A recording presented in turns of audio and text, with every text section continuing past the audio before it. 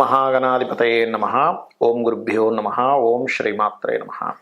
పరమేశ్వర స్వరూపమైనటువంటి జ్యోతిష వాస్తు మరియు ఇతర అనేకమైనటువంటి శాస్త్రములను మనకు అందించినటువంటి మహర్షులకి నమస్కారం. హయగ్రీవ హయగ్రీవ హయగ్రీవేతి యో వదేత్తస్య నిస్సరతే వాణి జన్మకన్యా ప్రవాహవత్. అరుణాం కరుణాతరంగితాక్షీం ధృతపాశాంకుశపుష్పబాణచాపాం అనిమాదిభిరావృతాం మయూకైః అహమిత్యేవ విభావయే భవానీం. శ్రీమాత్రే నమః.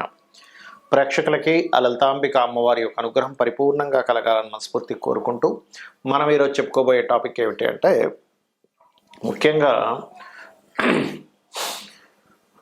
రాహుగ్రహం. రాహు సర్పగ్రహంగా చెప్తూ ఉంటారు, రాహుకేతువులు ఇద్దరిని కూడా. అందులో ముఖ్యంగా ఈరోజు మనం చెప్పుకునే దాంట్లో రాహువు ప్రతి లగ్నానికి, అదేవిధంగా లగ్నం తెలియని వారి రాశి వారికి ఎక్కడెక్కడ ఉంటాయి, ఎటువంటి ఫలితాలు ఉంటాయి, అందులోని మంచి ఫలితాలు ఎలాంటివి ఉంటాయి, ఇబ్బందికరమైన ఫలితాలు వచ్చినప్పుడు ఎటువంటి పరిహార మార్గం చేసుకోవాలి అనేటువంటి విషయాన్ని ఇప్పుడు మనం తెలుసుకుందాం. అయితే ఈ విషయాలు చెప్తుంది నేనైనప్పటికీ కూడా చెప్పేసిన సాక్షాత్ లలిత అమ్మవారిగా భావిస్తూ ఒక్కొక్క లగ్నము గురించి మనం తెలుసుకుందాం.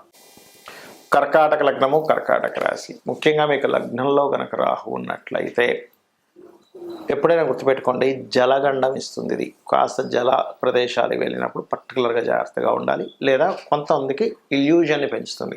లేనటువంటి విషయాన్ని ఏదో ఉందేమో, ఏదో అవుతుందేమో తెలియని ఒక చిన్న చిన్న భయాలు ఇస్తూ ఉంటుంది. కాకపోతే ఇక్కడ లగ్నాధిపతి కనుక స్ట్రాంగ్గా ఉన్నట్లయితే ఈ యొక్క దోషం పోతుంది.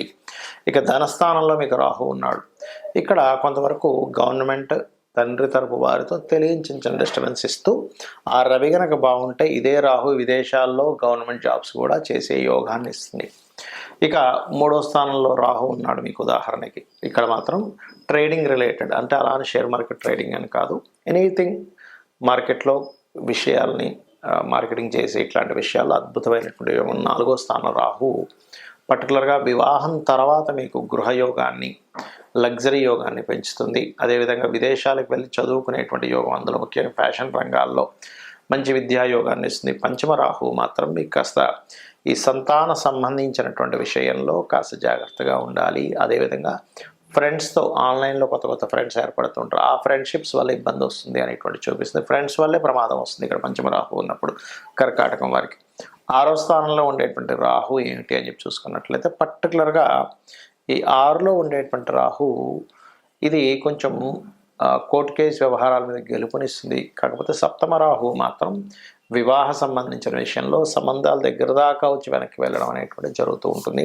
కాస్త వీళ్ళకు కూడా కొంచెం ఇంట్యూషన్గా ఉండడం కొంత వీళ్ళు సప్తమ రాహు ఉన్నప్పుడు జరుగుతూ ఉంటుంది. అష్టమంలో ఉండే రాహు మాత్రం పర్టికులర్గా జల ప్రదేశాలు వెళ్ళినప్పుడు జాగ్రత్తగా ఉండాలి. భాగ్యంలో మీకు కనుక రాహు జరుగుతున్నప్పుడు, అంటే మీకు రాహు ఉన్నట్లయితే పర్టికులర్గా ఇది కొంతవరకు చేసేటువంటి పూజాది విధానాల్లో తెలియకుండా ఎక్కడో తప్పిదం చేయడం వల్ల ఇబ్బంది పడుతూ ఉంటారు. కాబట్టి పితృదేవతలను ఎక్కువగా ఆశ్రయించాలి. దశమంలో ఉండేటువంటి రాహు కర్కాటక లగ్నానికి ఉద్యోగ సంబంధించిన విషయంలో అక్కడ ఉండేటువంటి కొలీగ్స్తోనే కొంత గొడవలు, లేనట్లయితే బాస్తో తెలియని, ఇక్కడ పర్టికులర్గా కర్కాటకం వారికి రవి కూడా పాడైనట్లయితే బాస్తో కూడా తెలియని చిన్న చిన్న మిస్అండర్స్టాండింగ్స్ జరుగుతుంటాయి. లాభరాహు వ్యాపారాల్లో, అందులో ముఖ్యంగా ఫైనాన్షియల్ రిలేటెడ్ సంబంధించిన మరియు ఏదైనా సరే చూడండి, ఒక్కోసారి మనకి కాంబినేషన్స్ ఈ అందానికి సంబంధించిన ఫ్యాషన్ రిలేటెడ్ సంబంధించిన వాటిలో కలిసి రావడం. 12లో ఉండేటువంటి రాహు ఇక్కడ కాకుండా విదేశాలకు వెళ్ళి అక్కడ వ్యాపారంలో సక్సెస్ అయ్యేటువంటి యోగాన్ని ఇస్తుంది. కాకపోతే ఇందులో పర్టికులర్గా మీ పర్సనల్ చార్ట్లో ఆ రాహు ఉండేటువంటి స్థానాన్ని, అది ఉండేటువంటి బలాన్ని బట్టి కూడా లెక్క కట్టుకోవాలి. ఇక మీరు చేయవలసిన దేవతారాధన సుబ్రహ్మణ్యేశ్వర స్వామి ఆరాధన చేయండి, అన్ని విధాలా బాగుంటుంది. ఇక్కడ రాహువు కేతువు ఛాయాగ్రహాలుగా చెప్పబడింది శాస్త్రంలో. అయితే ఈ ఛాయాగ్రహాలు ముఖ్యంగా జన్మజాతకంలో ఎక్కడైనా స్థితి పొందాయి అంటే మనం ఫస్ట్ ఆఫ్ ఆల్ మనం అర్థం చేసుకోవాల్సింది ఏంటంటే, మీ లగ్నం నుంచి శుభత్వంగా ఉండేటువంటి ప్లేస్లో మిత్రక్షేత్రంలో ఉందా, శత్రుక్షేత్రంలో ఉందా అనేది ఫస్ట్ చూసుకోండి. అంతేగాని రాహు ఎక్కడుంటే అక్కడ ఖచ్చితంగా పాప ఫలితాలు ఇవ్వాలని రూల్ లేదు, కేతు ఎక్కడుంటే అక్కడ పాప ఫలితాలు ఇవ్వాలని రూల్ లేదు. ఇందులో మరొక విషయం ఏంటంటే, చాలామందికి కాలసర్ప దోషం అనేది ఎక్కువగా చూసుకుంటూ ఉంటారు. ఒకటే గుర్తుపెట్టుకోండి, కాలసర్ప దోషం అనేటువంటిది కాలానికి సంబంధించింది.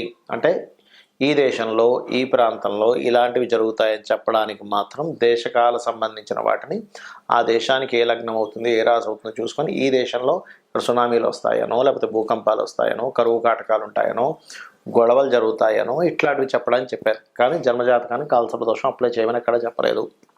సర్పదోషాన్ని మాత్రం అప్లై చేయమని చెప్పారు. అది పర్టికులర్గా మీకు మేష, వృశ్చిక, అదేవిధంగా కర్కాటక, సింహ ఈ రాసుల్లో ఉన్నప్పుడు ఎక్కువగా సర్పదోషం ఎక్కువగా పనిచేస్తూ ఉంటుంది. అది ముఖ్యంగా గుర్తుపెట్టుకోండి. ఎవరికైనా సర్పదోషం ఉంది, ఇప్పుడు మనం ఇప్పటివరకు కొన్ని లగ్నాల గురించి చెప్పుకుంటూ వచ్చాం. ఈ లగ్నం వాళ్ళకైతే ఇది ఈ ప్లేస్లో ఉంటే ఇది అని. కానీ లగ్నము, నక్షత్రము, రాశి ఏమీ తెలియదు. అప్పుడు ఏం చేయాలి అంటే సింపుల్గా మీకు సర్పదోషం ఉంది లేదు అనేటువంటిది సిమ్టమ్స్ ఏమిటి అంటే, ఒకటి విపరీతమైన కోపం వస్తూ ఉంటుంది. చిన్న చిన్న విషయాలకు కోపం రావడం జరుగుతూ ఉంటుంది. సంథింగ్ నెగటివ్ ఎనర్జీ తొందరగా మీకు అట్రాక్ట్ అవుతూ ఉంటుంది సర్పదోషం ఉన్నప్పుడు. అదేవిధంగా స్త్రీలకైతే మిస్క్యారేజ్ అవ్వడము, విదేశాలకి వెళ్ళాలి అనేటువంటి ఒక సంకల్పం తీసుకొని అక్కడికి వెళ్ళిన తర్వాత అక్కడ ఇబ్బంది పడ్డము, లేనట్లయితే ఇక్కడి నుంచి వెళ్ళేటువంటి ప్రయత్నం చాలా మట్టుకు మీరు ఎన్నిసార్లు ప్రయత్నం చేస్తున్నా ఫెయిల్ అవుతూ ఉండడము. అదేవిధంగా అదే సర్పదోషం కనుక కొన్ని అంటే మీకు మనకి ఇప్పుడు జాతక చక్రం లేదని మాట్లాడుకుంటున్నాం కాబట్టి సప్తమ స్థానం మీద పడితే కనుక ఒక్కొక్కసారి వారికి వివాహ జీవితంలోనే ఇబ్బందులు కలగడం లాంటివి జరుగుతూ ఉంటాయి. కాబట్టి మీరు దీనికి ఏం చేయాలంటే చాలా సింపుల్గా ఎవరికైనా సరే జాతకం తెలిసినా తెలియకపోయినా సర్పదోషం ఉందంటే దాని నివారణ మార్గం ఒకటి కాళహస్తికి వెళ్ళడం. ఆ ఈశ్వరానుగ్రహం రాహుకేతువులు పూజతో పాటు ముఖ్యంగా అక్కడ ఈశ్వరానుగ్రహం కలగడం వల్ల కాళహస్తికి వెళ్ళిన వాళ్ళకి శుభం కలుగుతుంది, గుర్తుపెట్టుకోండి. రెండవది నవగ్రహాలలో ఛాయాగ్రహాలైనటువంటి రాహుకేతు గ్రహాల దగ్గర దీపారాధన చేయడము.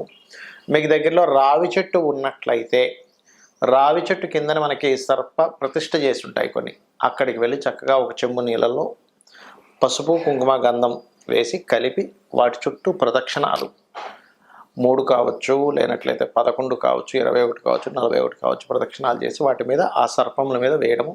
అదేవిధంగా సర్ప సూక్త పారాయణము వినడం కానీ చేయడం కానీ చేయాలి. మరియు దీంతోపాటు ముఖ్యంగా మీరు చేయవలసినటువంటిది రాహువుకి అధిష్టాన దేవత అయినటువంటి దుర్గాదేవి యొక్క ఆరాధన, కేతువుకి అధిష్టాన దేవత అయినటువంటి గణపతి యొక్క ఆరాధన చేయాలి. అయితే ఇక్కడ ఎవరికైనా పర్టికులర్గా ఈ రాహుకేతువుల యొక్క ప్రభావం మరింత ఎక్కువగా ఉందండి, ఏం చేయాలి అని అనుకుంటే కనుక సింపుల్గా ఏం లేదు, మీరు కనీసం 6 నెలలకు ఒక్కసారైనా సరే కాళహస్తికి వెళ్ళి వస్తూ ఉండండి. ఈశ్వరానుగ్రహం ద్వారా కూడా దాని ప్రభావం పూర్తిగా తగ్గుతుంది. మరొకటి ఏంటంటే ఈ రాహుకేతువులు గోచారంలో సంచరించేటప్పుడు కూడా మీ లగ్నం నుంచి ఎన్నో స్థానంలో సంచరిస్తున్నాడో చూసుకోవాలి. అందులో ప్రధానంగా ధనస్థానంలోకి వచ్చినప్పుడు కొంచెం ఫైనాన్స్ విషయంలో జాగ్రత్తగా ఉండడము, 3వ స్థానంలోకి వచ్చినప్పుడు అగ్రిమెంట్స్ విషయంలో జాగ్రత్తగా ఉండడము, 4వ స్థానంలోకి వచ్చినప్పుడు పర్టికులర్గా మీరు ఏదైతే ప్రాపర్టీస్ కొనుగోలు చేసేటువంటి విషయాల్లో ఇట్లాగా ఒక్కొక్క స్థానాన్ని బట్టి ఆ పర్టికులర్ ఇయర్లో, ఎందుకంటే 1.5 ఇయర్ ఉంటాడు కాబట్టి ఆ పర్టికులర్ ఇయర్లో గోచారంలో వచ్చేటువంటి రాహుకేతువుల యొక్క ప్రభావాన్ని చూసుకోవాలి. అంటే కేతు కనుక అలా వచ్చినప్పుడు ఒకరికి రాహు కనుక వచ్చాడు 4th హౌస్లో, 2nd హౌస్లో, అలాంటప్పుడు అక్కడ అది కొంచెం ఆ యొక్క విషయాల్లో ఆశను పెంచడం ఇట్లాంటివి ఇస్తూ ఉంటుంది. బట్ ఏదేమైనప్పటికీ కూడా మీ పర్సనల్ చార్ట్లో ఉండేటువంటి కాంబినేషన్స్ని, గోచారంలో ఉండేటువంటి గ్రహాలని మిళితం చేసుకొని చూసుకోవాలి. ఇక ఈ యొక్క రెమెడీ చేసుకుంటూ గోశాలకు వెళ్ళి ఏదైనా చేయాలి అనుకుంటే గోవులకి బెల్లంతో కూడినటువంటి 4 ఉండల్లా తయారు చేసి గోవుకు తినిపించండి, మరియు గ్రాసము తినిపించండి. రాహుకేతువుల దోషం అనేటువంటి పూర్తిగా తగ్గుతుంది.